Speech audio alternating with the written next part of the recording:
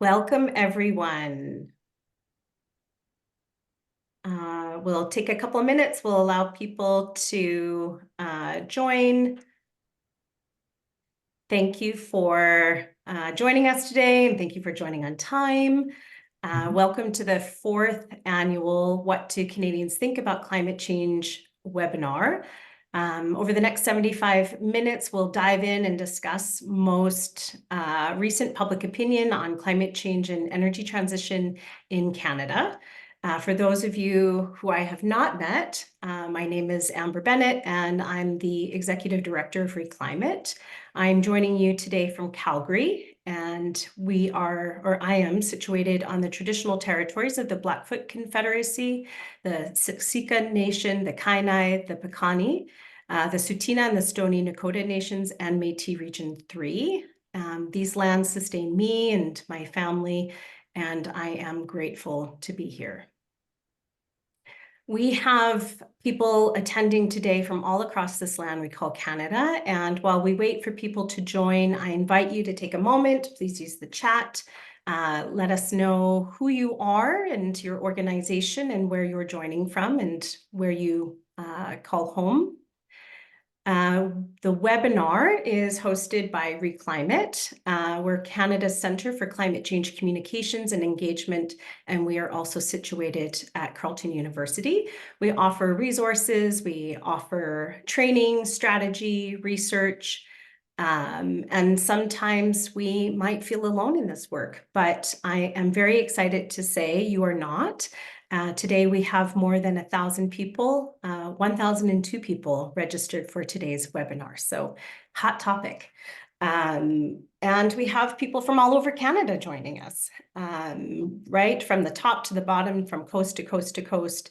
There are people who are supporting work within Indigenous communities. We have people who are supporting work within small grassroots organizations, policymakers, communicators from all levels of government, scientists, researchers, educators, doctors. There's really a broad interest in this topic, and we provide a network and a home for people who are interested. We also have a number of funders who are on today's webinar, and without them, this work would not be possible. So thank you to the McConnell Foundation, the Ivy Foundation, the Clean Economy Fund, the Program for International Energy, as well as a number of our partners and clients who support our work. So for those of you who are just joining now, you'll see people are introducing themselves in the chat. I encourage you to do that. Let us know where you're coming from, your organization, and where you call home. So Re.Climate's work is really focused on supporting communicators and people who do the work of outreach and engagement. And as we all know, there's a lot of excellent research that's happening in the country, and very few of us have the time to go through it all. So we've done it for you.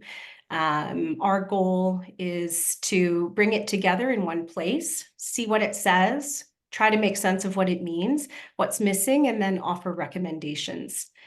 In this summary, in the work that we've done this year, we've relied on research from a number of different firms and academic institutions, and we're particularly grateful for the work of Dr. Eric LaChapelle at the University of Montreal and James Boothroyd at Eco-Analytics Research Initiative for their long-running program and for making their data public. We're also grateful to Positive Energy at the University of Ottawa, Abacus Data, the Angus Reid Institute, Environics, Ipsos, Lakehead University, Nanos Research, the Pew Research Centre, and Proof Strategies. We'd also like to acknowledge Clean Energy Canada, Clean Prosperity, and the Sierra Club, Canada Foundation for commissioning public surveys and sharing those with us and many of you who are on the call.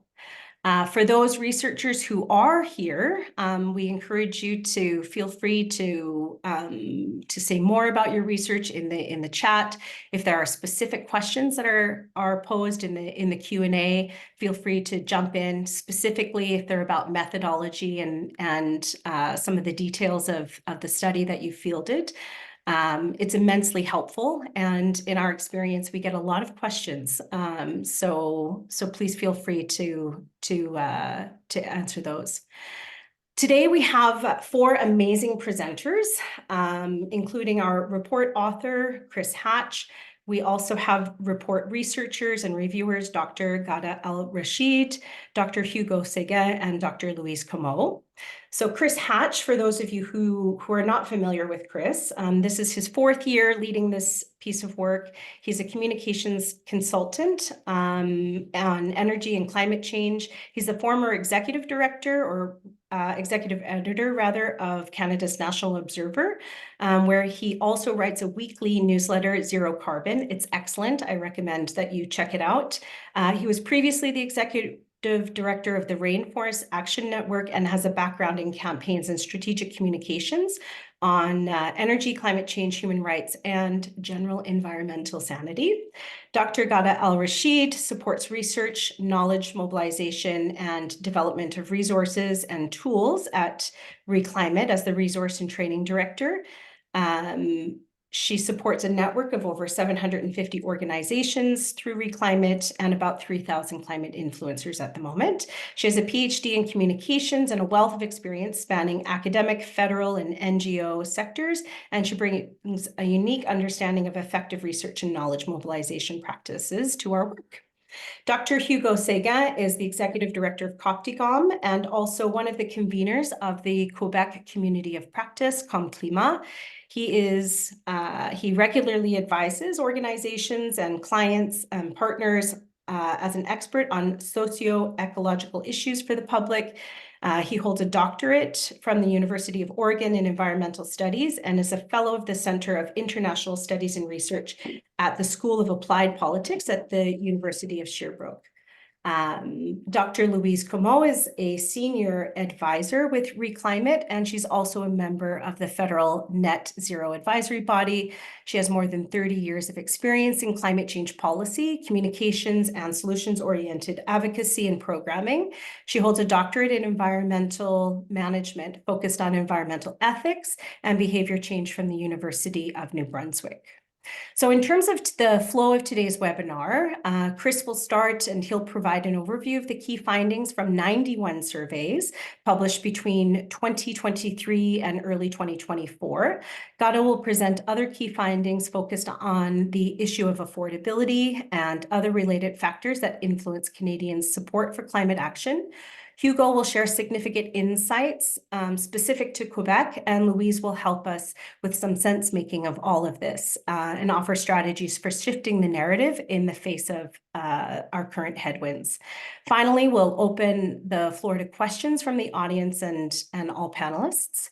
So before we jump in, just a couple of housekeeping notes. So on the bottom, for any of you who do not share all of your life, spend all of your life on Zoom, on the bottom of your screen is a Q&A, and we'll be using that function for questions. So we won't be really monitoring the chat.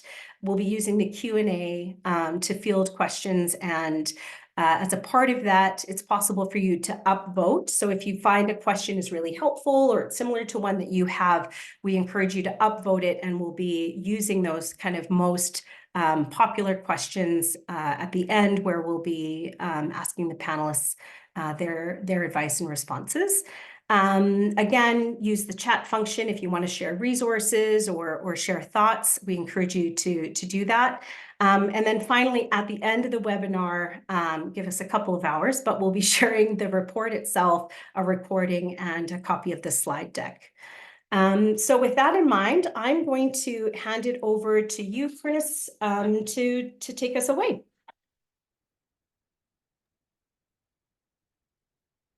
Great, thank you. And hello, everyone. What we basically do in this report every year is review all the public surveys that are out there and try to see what the common findings are. So we're looking at surveys and polls by different firms who are asking different questions. They're pulling together, they're using different methodologies to pull together panels or reach out and ask questions randomly. And so it's not a deep dive into any given methodology. We're looking for results that are consistent across different kinds of surveys, looking for attitudes that advance or stall public support for climate action. And I'm not going to run through all of the findings. We simply don't have time for that. But on the next slide, you'll see at the very highest level, what we find is steady support for renewable power and clean energy at a very high level. So at least in principle, Canadians are very supportive of clean energy. We do, however, find a number of disturbing trends, and I think this won't be a surprise to any of you that these are very difficult conditions right now for climate action.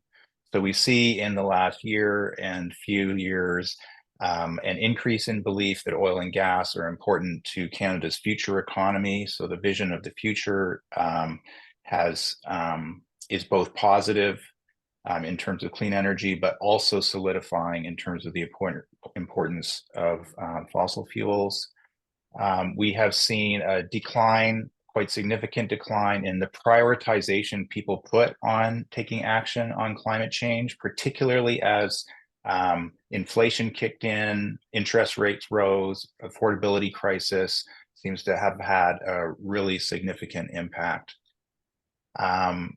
And consequently, a decline in support for policies, especially if they're perceived to increase costs. But even across the board, we're seeing a decline in support for climate policies. On the plus side, people are connecting the dots between fires and extreme weather and climate change, still seen as a relatively distant problem. People don't feel it in their immediate lives, but those connections have become stronger in the past couple of years. And really the bad news that we have to share, I'm afraid, is that there's quite a large gap between general support for taking action on climate and support for specific actions. So that's not, of course, a huge surprise. You would expect that in principle, people are more supportive than they are of things in practice. But what we see is that that gap has actually been widening in the past year. So on the next slide, just looking at priority, what you see is that pre-pandemic, climate was actually a very significant priority for people when pollsters asked them, what are the top issues facing the country? And especially even in election seasons, people were putting climate and the environment right up there. It's dropped about by half over the past few years. And what you can see is that as cost of living and inflation kick in, the prioritization on climate really quite craters. And that's at the big sort of overall picture. We cover in the report a lot of stuff that I won't go into around the demographics and regional divides. I assume you probably all know that climate concern is highest in Quebec, lowest on the prairies. Women tend to be more concerned than men, things like that. But on the next slide, one thing I do want to bring your attention to, because it's just so striking and relevant, is that the political and ideological divide is absolutely enormous in Canada. So where people who I self-identify as Liberal or NDP voters, massively agree that climate change is a crisis and we need to act quickly, that's true for only about a third of Conservative voters. And on other questions, like you'll see on the next slide, the divide is even more stark. So were last summer's crazy wildfires linked to climate change? Again, if you identify as a Liberal or NDP voter, that connection is obvious. And if you identified yourself as a Conservative voter, down around only a quarter of people think there's a direct link. The main thing we want to focus on today is the what we're calling the action gap, which is the this difference between concern in principle, saying we want action on climate, and then the specific support for any given policy. So what you find is that depending on the pollster, anywhere from 2/3, even higher, sometimes 3/4 of people will say, yes, I agree, I'm concerned about climate change. We have to take action on climate change. When it comes to is government doing enough, we are much more mixed as Canadians. So here's one representative finding, just over half, a majority, but not an enormous majority, will say government is not working hard enough to tackle climate change. About the same amount, just over half, will say that our country is in fact doing its fair share to combat climate change. And this gap, as you see on, if we could move to the next slide, it's not just a gap, but actually we're finding a quite worrying trend. And you probably know this because the carbon tax is so much in the news that, support for the carbon tax has been dropping. But that actually is, I think it's worth thinking of the carbon tax as a proxy in a way for climate policies. So attitudes about clean electricity regulations, for example, fell 18 points, which is a really significant drop in public opinion terms between the summer of 2023 and early this year. Even more concerning, something Louise will get into more later, is that the belief that climate change is human caused seems to be trending down. And in a way, this is not surprising, even though it's very disturbing for communicators and people who want action, because humans have motivated reasoning. So if you're thinking that climate is less of a priority because you're more worried about other things, your mind finds ways to rationalize that. So you can't really say that climate change isn't happening, but what you do find is a decrease in indicators like, well, the policies aren't effective, or even in this case, climate change isn't caused entirely by humans anyway. And in terms of the gap itself, you see here that close to 2/3 think it's not realistic to convert to non-carbon electricity by 2035, not realistic to end the sale of gas-powered cars by 2035, and only 30% saying that net zero by 2050 is realistic. So people will support all of these things in principle, say, yes, we need to move to a clean grid. Yes, we need to electrify transportation and get to net zero. But there's quite a big gap, as you can see, between principle and practice. And if we could go to the next one. This is just a glimpse at it. You probably are all more than well aware that carbon tax has been getting battered. But what's really striking is, I think, that even amongst its staunchest supporters, it's lost a significant amount of support between 2021 and late 2023. And there was just a recent poll out from Angus Reid this week that shows that something like only 20% of people are supportive of hiking the tax this April. We could keep moving. This is just a quick glimpse at the gap on electricity. Everyone thinks, by and large, that we need more electricity. Everyone thinks the grid should be green. But here's the kind of conflict we want to draw your attention to. A sizable majority also think it's okay to build new natural gas generation capacity, and that it's not realistic to switch to a clean grid as quickly as the current federal government wants to try to do. We also in the report look at general opinions on energy. As you'll see on the next slide, solar and wind are wildly popular, much more so than fossil fuels. Coal, very unpopular. So that's the good news. In terms of the vision of the future, where people think we're headed. People think that clean energy is going to be very important to Canada's future. I mean, 90% of Canadians will say it's going to be important in 10 years from now, which is quite a bit higher than for oil and gas.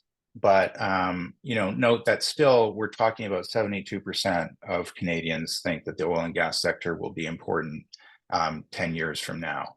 And as you'll see on the next slide, that belief is rising over time.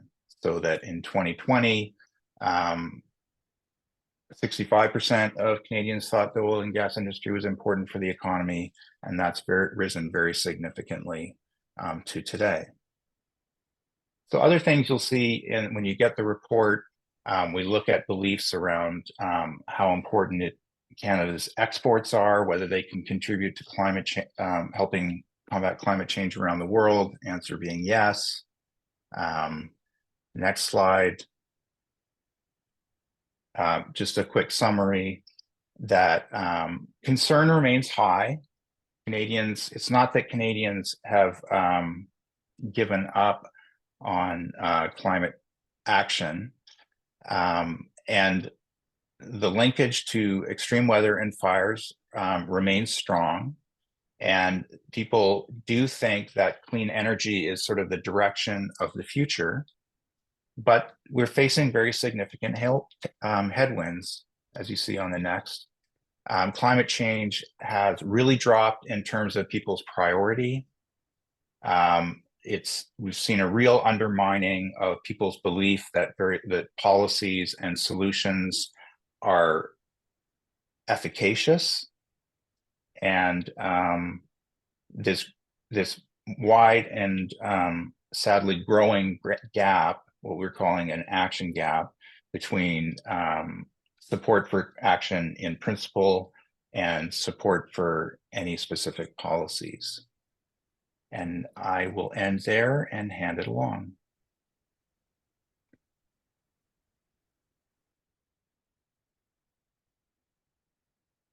Thank you, Chris. Okay, I think it's over to you, Ghadah, to take us through the next section of the report and presentation.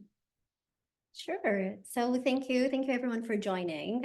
So my part will be focusing on affordability and some intersecting factors that hinder Canadian support for climate action. And actually within that affordability issue, there are actually gaps within that gap in itself. And the first gap is the discrepancy between that belief that clean energy options will cost less, and at the same time seeing the big picture of the net zero as an affordable pathway. So on one hand, Canadians are realizing that using clean energy can save households money. The majority of Canadians think that a family will spend less if they use an EV and if they use a heat pump for heating and cooling versus a family that relies on gas for heating and on gas-fueled cars. But they don't see the big pictures when it comes to affordability benefits of a net zero transition, or they don't see it as that much significant. According to research by Eric LaChapelle and Eco Analytics, Canadians think that cost savings are just a little bit higher when a household uses clean energy versus when we use a mix of clean and fossil fuel energy sources. So it's not clear yet to Canadians that our whole household energy costs could actually drop by 12% in average if from 2020 to 2050 if we shift to net zero energy, as suggested by the recent research done by the Canadian Climate Institute. And so for the, this is, another gap is the contrast between what the people believe or the ideal thing that we should do, and actually of coming to support to certain climate policies. So 3/4 of Canadians agree with the idea that polluters should pay for their pollution, but fewer than half of Canadians support carbon tax. And this is a change from a couple of years ago when most people were in favor of the policy. But I have to point out that, from the data and the polls that we have reviewed, carbon tax in itself is a multifaceted issue. And there are other data which point to other indicators of this decline in support. One of these is the political conversation and political divide that's shaping its support. According to Angus Reid research, that the vast majority of conservative voters would axe the tax versus 10% of liberal voters. There's also this issue of affordability, which hinders the support. And a recent data from Angus Reid, which was just out a week ago, suggests there's a correlation between an individual's economic stress and their prioritization of climate action. So people who are thriving economically are more likely to prioritize climate change compared to those who are struggling financially. And so this is another side of the policy that can, help us see the big picture of what happened and why the decline in support. And of course, tied to these is the challenge of effectively communicating the policy rationales and benefits. And these communication challenges have contributed to the decline in support. Canadians are not aware of the economic, environmental, or other benefits of the carbon tax policy. The majority of Canadians don't see it as effective in combating climate change, and more actually Canadians don't see it as impactful at all if they pay a carbon tax. And these issues, I have to point out, are not unique to carbon pricing, but also extend to other climate policies and actions, such as clean electricity regulations, which Chris has shown through his presentation that there was a decline in support of regulations. Going back a little bit to the carbon tax, there's also a notable gender and age divide. According to an Angus Reid survey that was just published yesterday, men are more than women sure that carbon tax is gonna drive up the cost of living. Also, people over 34 are more likely to believe that the carbon tax will increase their expenses. On the topic of age and gender, just, there are noticeable variations based on age and gender in attitudes toward climate change and support for climate action in general. So Canadians between the age of 35 and 55, so a mix of millennials and Gen X, are more supportive of oil and gas. They also less supportive of investment in renewable energies, and they are more likely to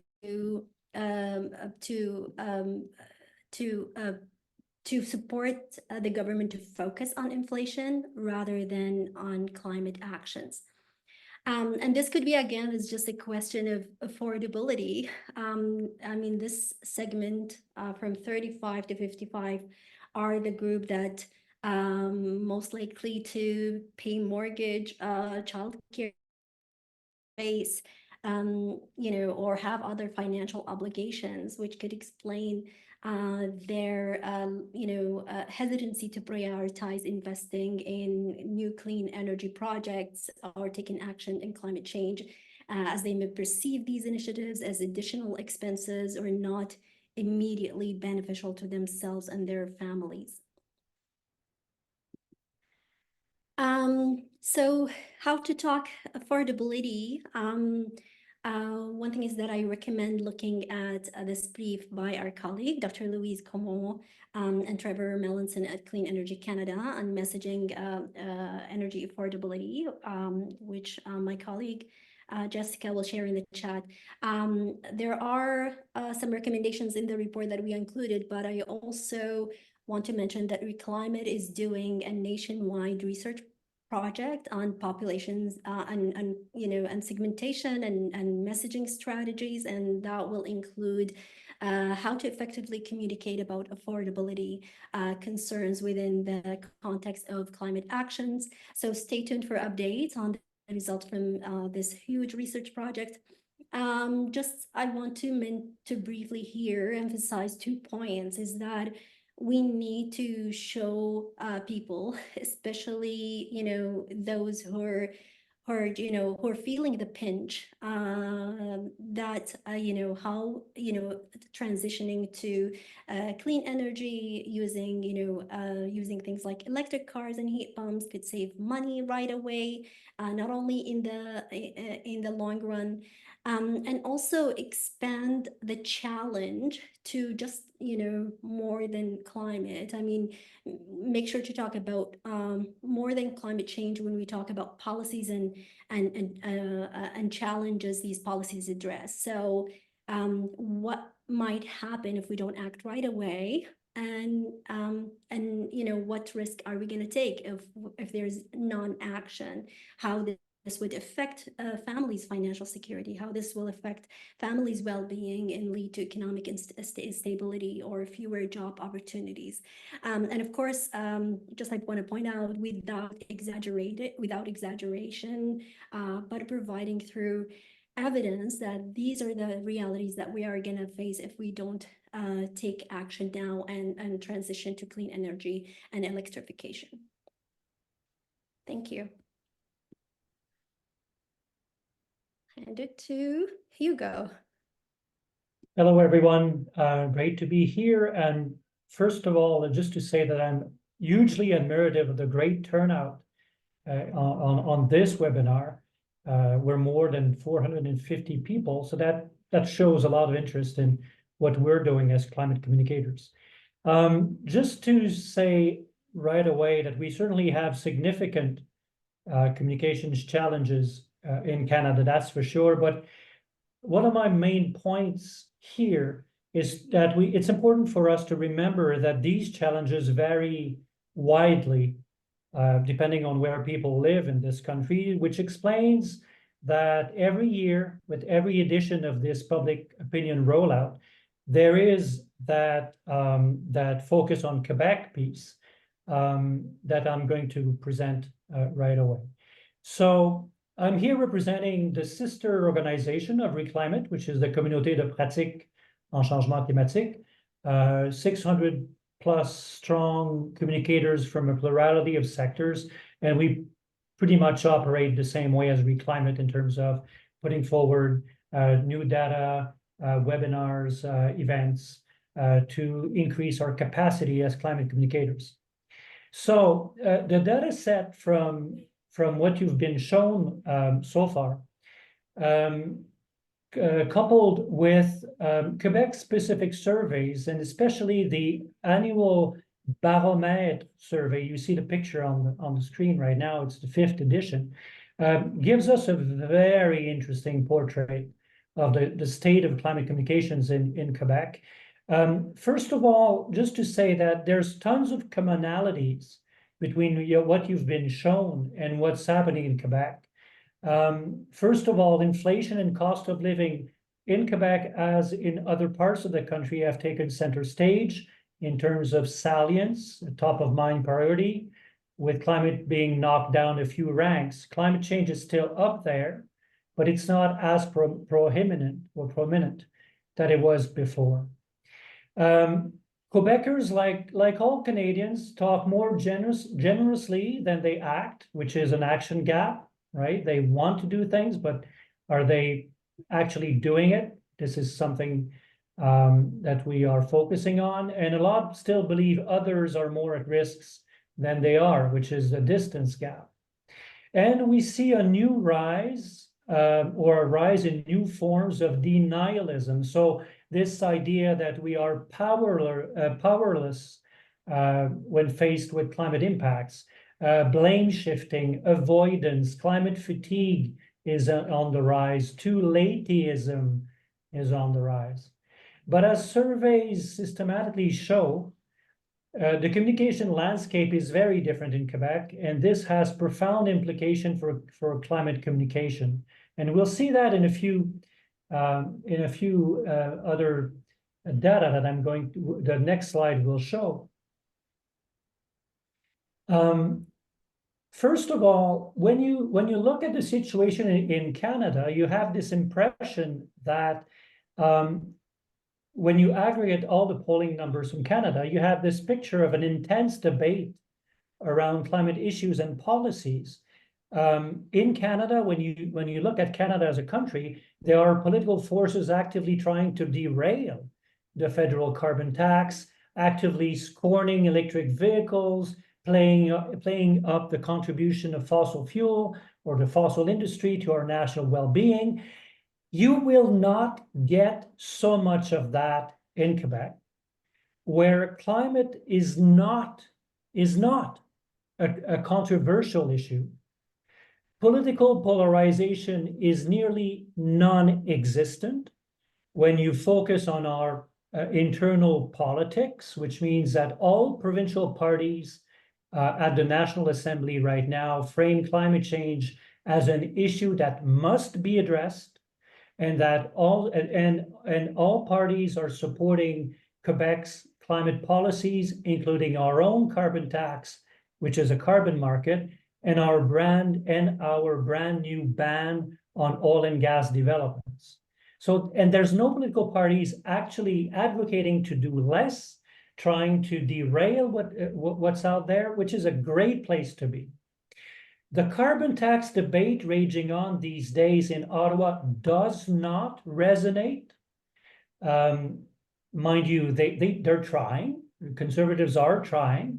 They're not going anywhere, but they're trying in Quebec, but it does not resonate. And the communication challenge in Quebec, compared to other parts of the country, is not to play defense, which is understandable in other parts of the country, but the challenge is to translate the strong willingness of Quebecers to do more into bold new actions, while at the same time to combat this worrying trend of climate fatigue, new people being new kinds of climate deniers, and especially with the current government we have right now, which is one of the most conservative governments we ever had, governmental complacency. They like the fact that they have strong, what they say, look at strong climate policies. So we have to to combat governmental and societal complacency as well. In terms of polling, latest survey from the Baromètre show 85% of the population of Quebec agreeing on the urgency to act, which is an all-time high. It hasn't gotten down. It is actually the highest number over the last 5 years we've been polling, or people from the Université Laval have been polling.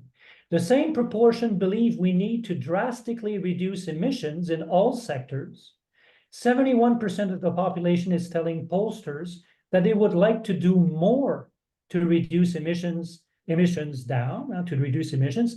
This is down a few points since COVID, but not that much. I mean, it's still standing strong. And finally, which was a new question last year, 65% of Quebecers oppose new fossil fuel production. So in the face of these results, the research team from Université Laval behind the annual barometer survey go as far as to write, quote, "These results suggest that for an important portion of the population, the environment is now a part of their identity."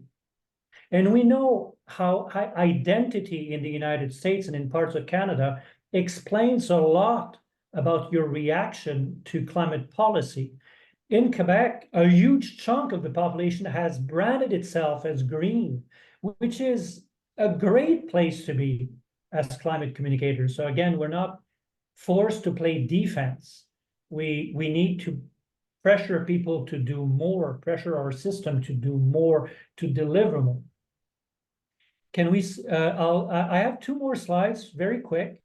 The next slide is just to show two trends that I think are trends. You'll tell me if they are trends in the rest of the country, but we've been polling last autumn on climate leadership and new narratives. And what we found out was that there's for the first time ever, we measure a very strong criticism of our current growth-based economy and overconsumption patterns. Actually, on a scale of 1 to 10, respondents give a 7.2 to the assertion that it is our overall relation to the economy and consumption that we need to change now if we want to give ourselves a fighting chance against climate change. I was not that surprised. I was surprised by the level of support, but these findings are coherent with the growing conversation in Quebec on the topics of degrowth and post-growth. And the second is more troubling, which is the rise of eco-emotions, the most prominent of these eco-emotions being eco-anxiety. An alarming 54% of the population of Quebec said to pollsters that they experienced some form of eco-anxiety in the past, over the past 12 months. And eco-anxiety was defined in the question.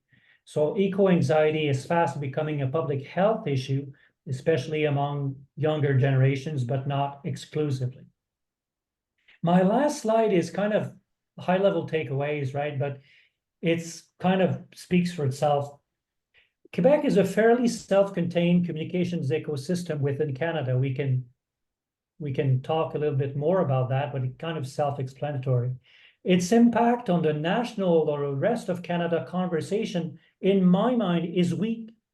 Because we are a fairly self-contained communication ecosystem, there's not so much bridges between the conversation we have in the rest of Canada and conversations we have in Quebec. Not to say that that bridge cannot be bridged, it's just that as a matter of fact. One thing that strikes me is aggregate national polling numbers mask strong regional realities. There are risks in focusing too much on the average Canadian. And lastly, it follows from my second point. We could get better climate communication in Canada by tailoring communication efforts to regional sensitivities. Not to say that we should abandon a national conversation, but the way it is experienced on the ground in the prairies in BC, in Quebec, in the Maritimes is not the same. And we should be communicating the same. So I'll stop there. Thank you.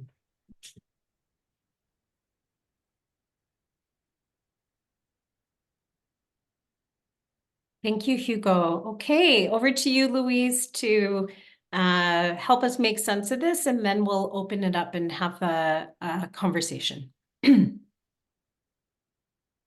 You are on mute, Louise. There we go. Thank you. Next slide, please. So what I wanted to do with you is kind of put all of the conversation we've had so far together into a model. I can't help myself, being the social scientist type that I am. And let's just go through what's happening in poll after poll after poll and try and make some sense of it. We've gotten more than enough detail, I think, on the social context side of it. We know that public is distracted by security-related issues, and I can tell you from all sorts of research that many have done for decades and decades, you bring in security values and pretty much everything else gets pushed to the side. We also have distracted attention as a result of those concerns, and there's just so much attention to go around. If all of a sudden you're more concerned about how much your food bill's gone up or your heating bill, and you're worried about your mortgage renewal, you're really not going to be as open as you might have been around the issue of climate change. And what we're seeing in these polls, and we haven't even reported like every incredible detail that there is, but what we are seeing is instability in beliefs that is actually surprising a lot of the people I've been asking for their views and insights and perspectives on. One wouldn't have expected to see a decline in the belief that climate change is real, for example, and Chris alluded to some of the cognitive dissonance and motivated reasoning that's going on there. We also are seeing some support for theories around solutions aversion and how our political ideology informs how we perceive solutions. And so what we're seeing is unstable beliefs as a result of this social context and our distracted attention. But those unstable beliefs are actually being destabilized more than what might expect from the two things you see, the gaps on the top and the counter campaigning on the bottom. And the gaps that I want to note, and we call these the moderators, right? Like these pressures that are coming at us, it's not just inflation, folks.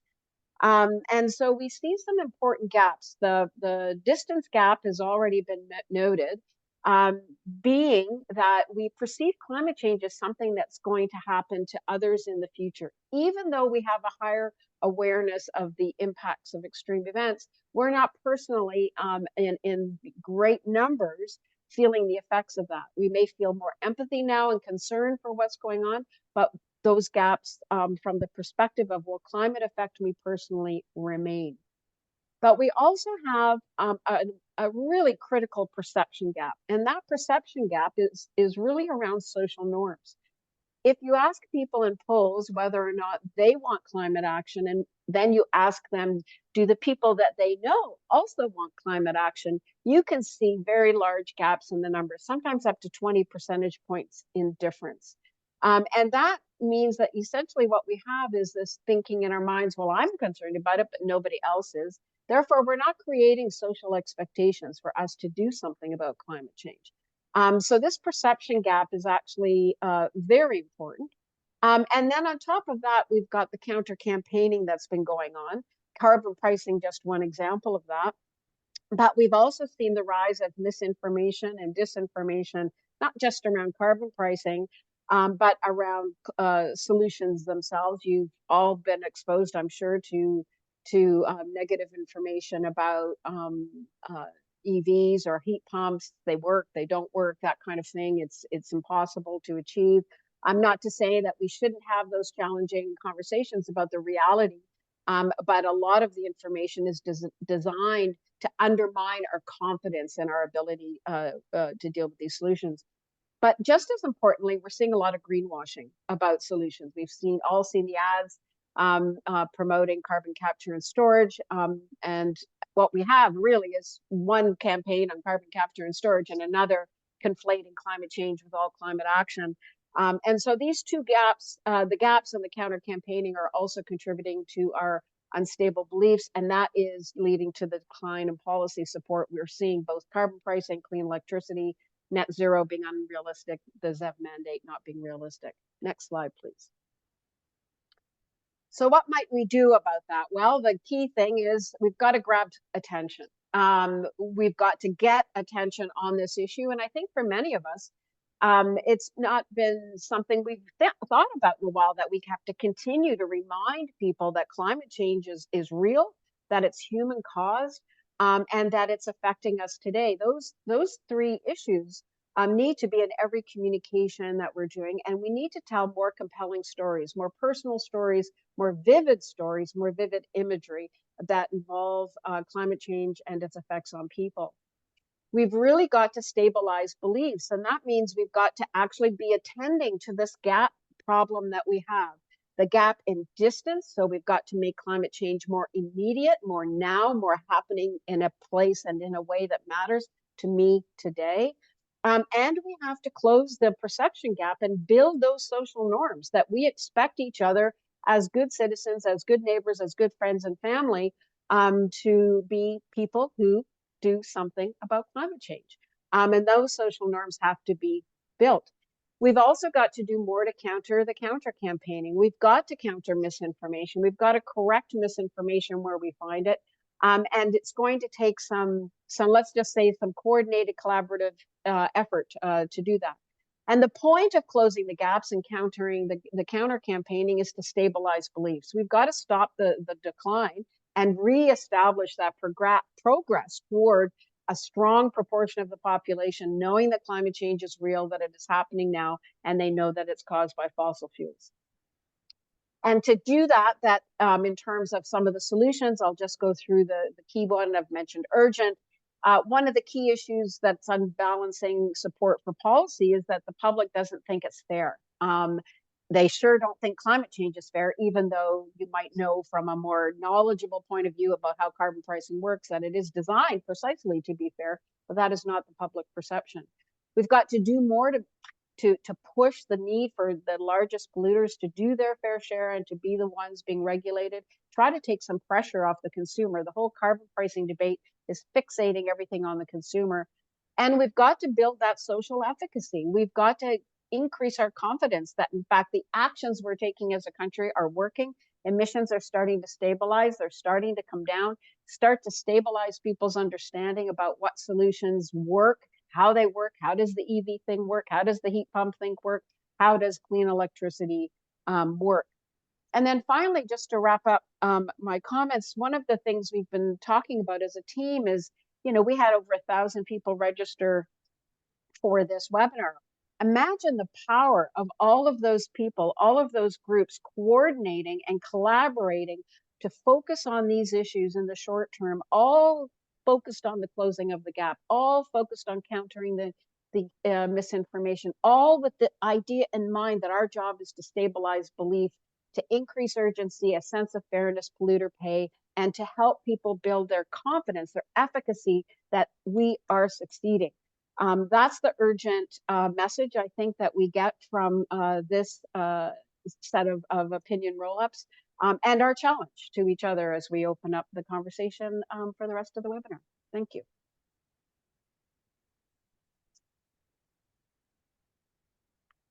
Thank you, Louise.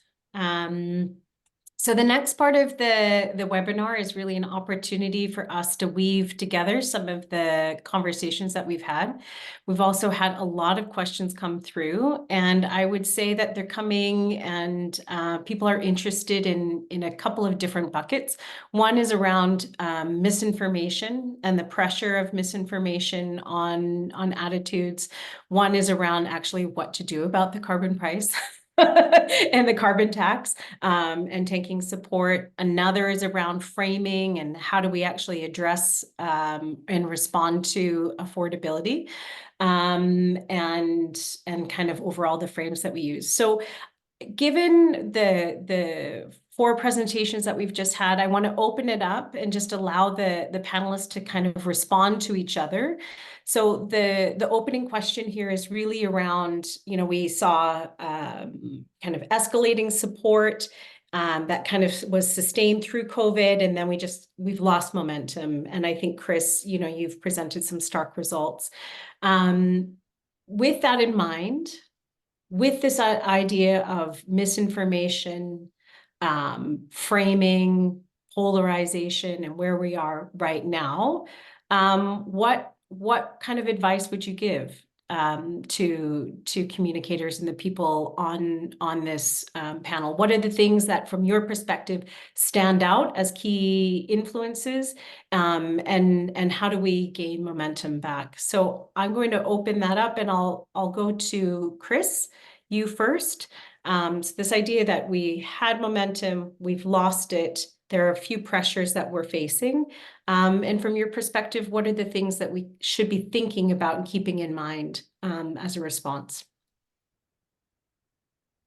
Well, I think, one of the keys to any good communication is you have to meet people where they are.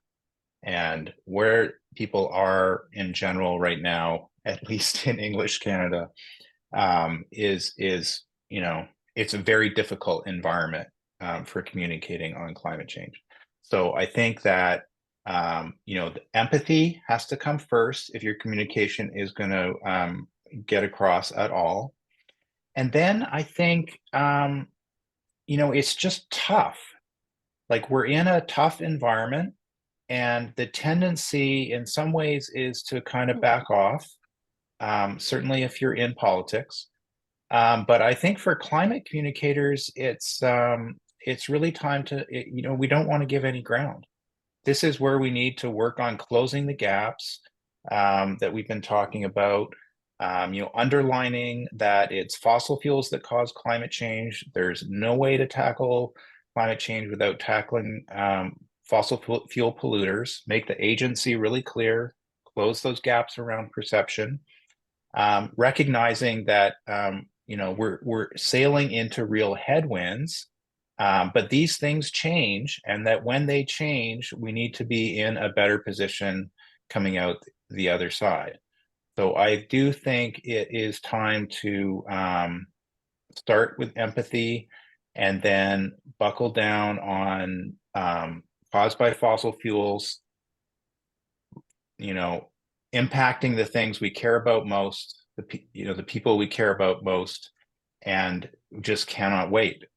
The time, later is too late, as the potential energy folks would say, and make it really clear for people what the cause is, because absent that underlying mental model of why this is happening and what's causing it, the solutions don't hold together. Thanks, Chris. Just a quick note for folks, this webinar does run until 1/4 past the hour, so we have at least another 20 minutes for discussion. Louise, I'm going to hand it over to you. I know that you gave us a model, but just if there are a couple of key points that you want to bring forward, what would those be? 3 points. Ask ourselves every day, what have I done to help with climate literacy today? It's got to be a priority. I think that to deal with the social norms issue, we've got to be talking to everybody we know about climate change, but we also, if you're in a campaigning organization, I think we need to build some campaigns to get people talking to each other about climate change. Just the action, because we know that trust is weak in government and institutions, and it's rising in friends and family. The best thing we can do is get friends and family talking to each other about climate change. And then the third one is spokespeople, spokespeople, spokespeople. We need to identify, and we are working on this as well, nurture new spokespeople on climate change, particularly from the health community, but also in the trades. That to me is the priority. So literacy, talking, and new spokespeople. Thank you. Hugo. I will echo Chris' call for empathy, as saying that we have to adopt a posture, a double posture that seems contradictory. But first one is a posture of humbleness and empathy. People have real concerns, and sometimes those concerns have nothing to do with climate change. But we have to pay attention, we have to hear the concerns, and we have to look like we care, right?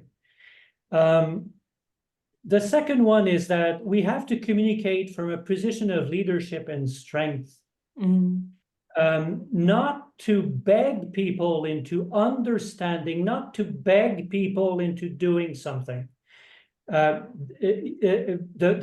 posture of strength and leadership is also a posture where you naturalize your discourse as if it was commonsensical. Follows that, use we when you talk to people.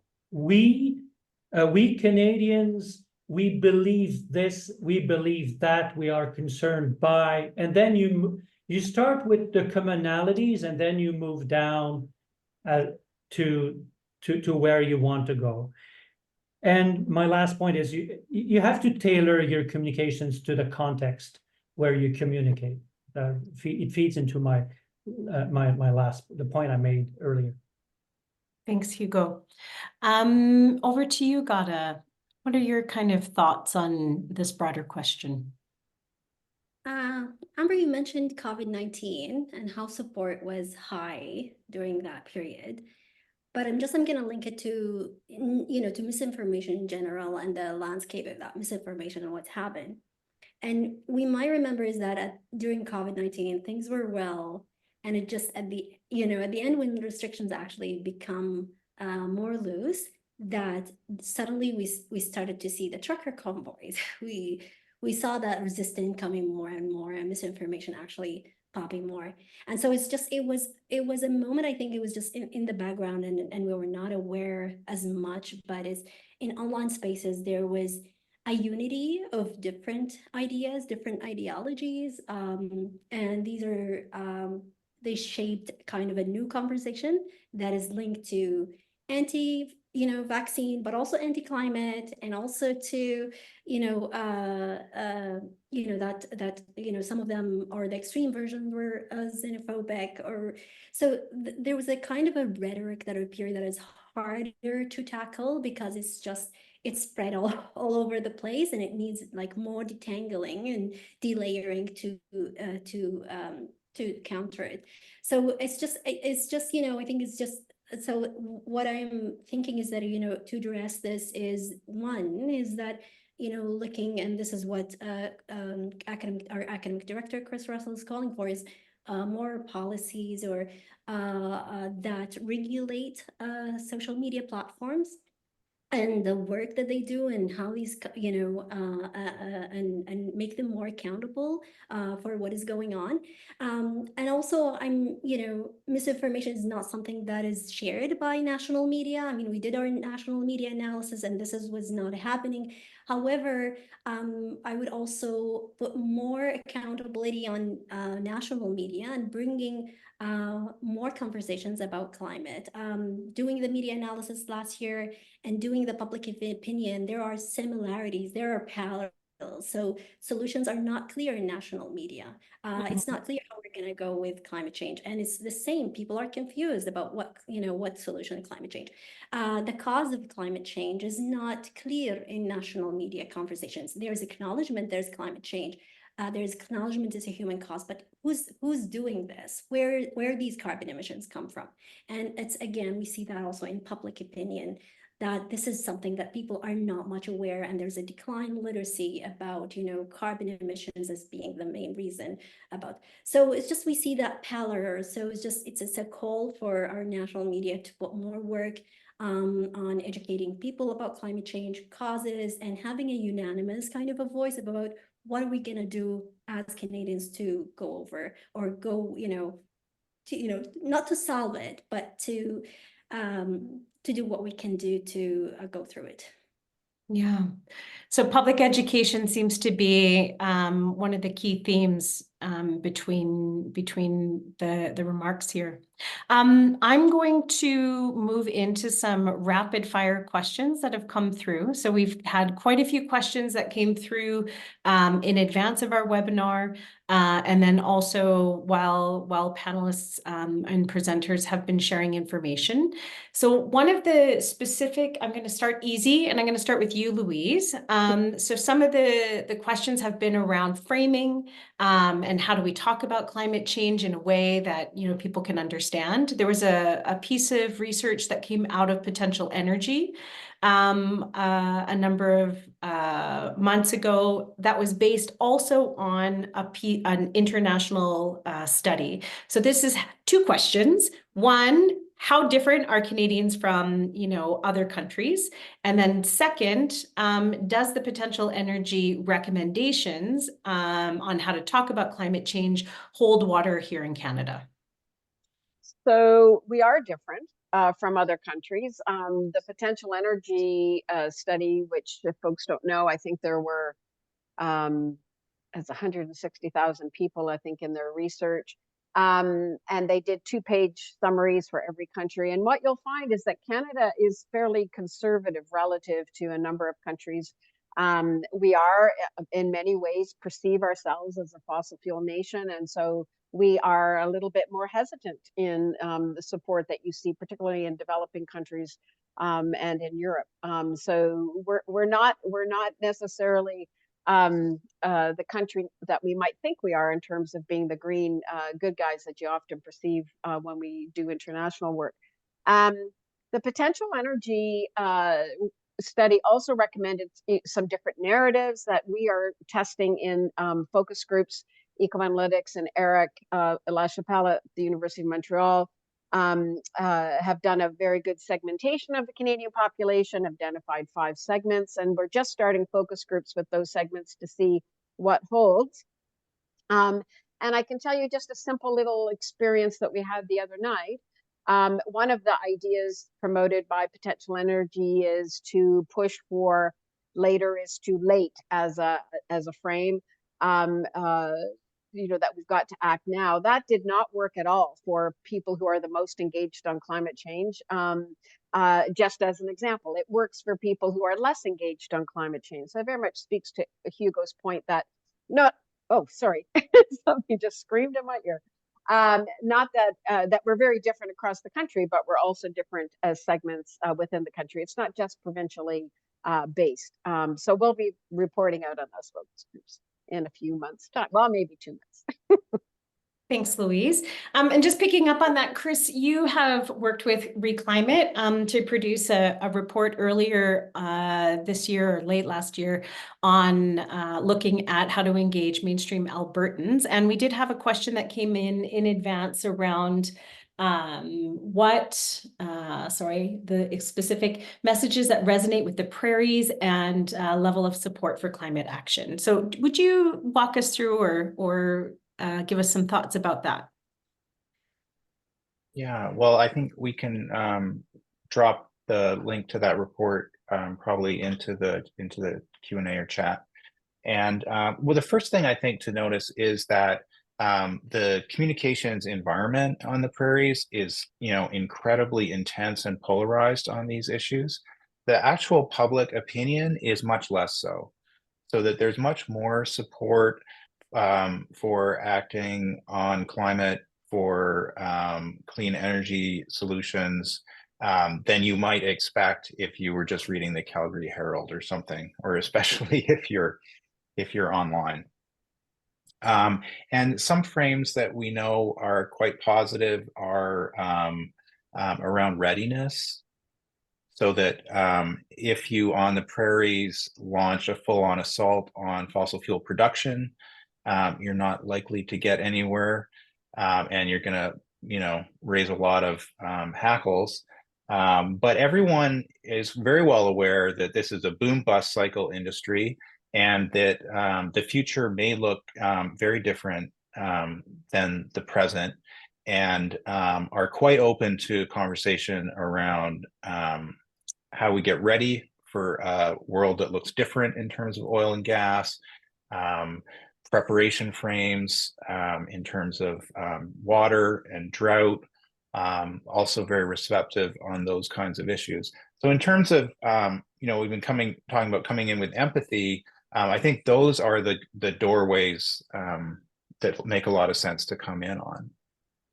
Thanks. Clean energy too, very popular on the prairies, much more so than you would think from the sort of bitter online discourse, like the pause or the freeze on renewable energy in Alberta, for example, is not reflective of where mainstream Albertans are at.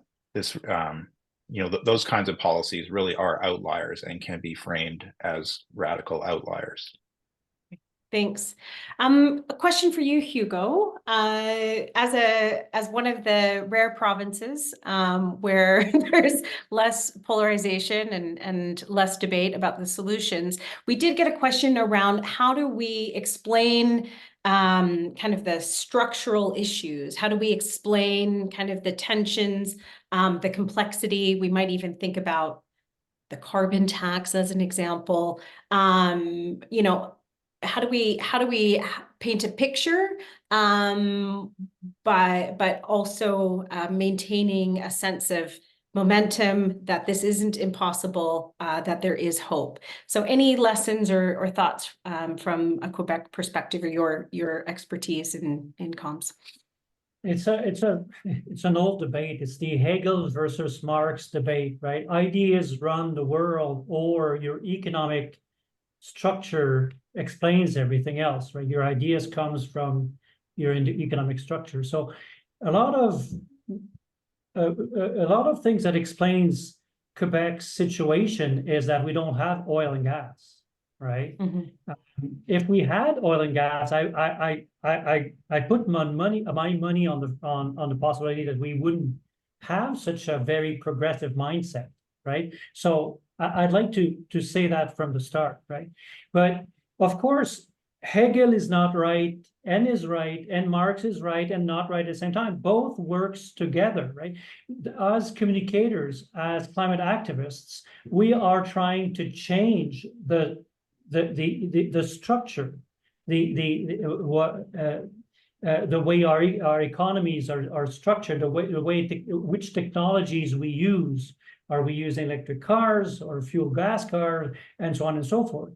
So there's always hope, but change comes slowly. Radical change comes slowly, but radical change came in the past. Actually, we are surrounded by things that we consider today normal, but that were radical in the past. We have the right to vote, we have income tax, reproduction rights, that were deemed crazy, right, when they first got aired. So hope is there. It's never easy. You can overcome structural challenges. We've done it in the past, we'll do it again. Okay. And final question, and Ghadah, you've talked a little bit about misinformation, you talked a little bit about affordability, this idea of how we talk about it and how we frame it. The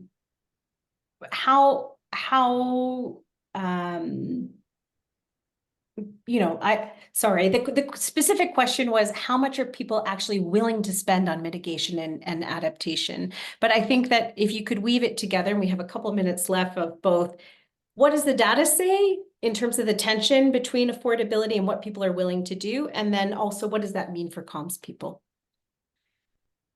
Yeah, I'll try to go quick. So so looking at the data, we found actually that, if you ask people, are you willing to the government to spend more on inflation or climate action, or inflation and climate action together, more people would say inflation, climate action, and climate action more than inflation.